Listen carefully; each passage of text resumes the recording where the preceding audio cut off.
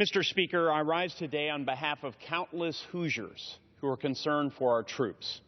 Like many Americans, we're increasingly dismayed by the Obama administration's incoherent strategy to defeat ISIS and protect American interests around the world. As someone who served this country in the United States Marine Corps and now as an elected representative, I take seriously our responsibility here in Congress to demand war strategies that put American military personnel in a position to successfully complete their missions.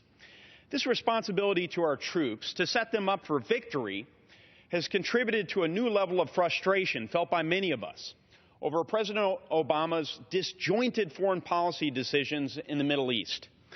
Now, just last Friday, without any input from Congress and absent any form of public debate, a White House spokesperson announced to the world that President Obama was authorizing the deployment of U.S. special operators directly into the fray in Syria.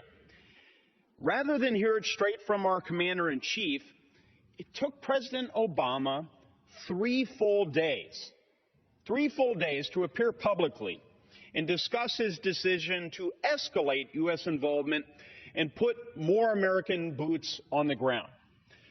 Now, on the one hand, I applaud the administration for any attempts to degrade the capabilities of ISIS and stabilize a war-torn Syria.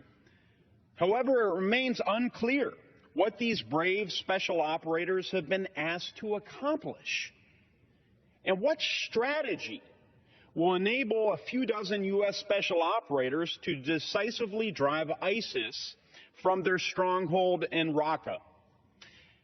Now, to be clear, I know many of these valorous special operators personally. I'm familiar with their remarkable ability to accomplish seemingly impossible missions, even with the odds stacked against them. But these warriors are not magicians. They're not a magic elixir capable of turning the tide of a 4-year, multifaceted civil war. They must be empowered to win. President Obama tells us the U.S. mission is to degrade and defeat ISIS. But for that to succeed, he must articulate a broader strategy for the remaining 15 months of his tenure as commander-in-chief.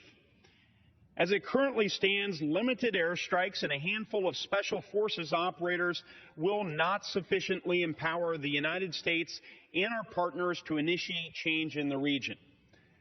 Unfortunately, I fear that this marks yet another instance of the president dictating U.S. defense policy by popular opinion.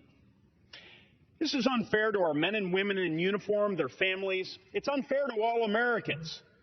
My fervent hope is that during the close of this administration, a coherent, longer-term strategy is developed that empowers the greatest military in the world to protect American interests and to bring stability to a region desperately in need of peace. I yield back.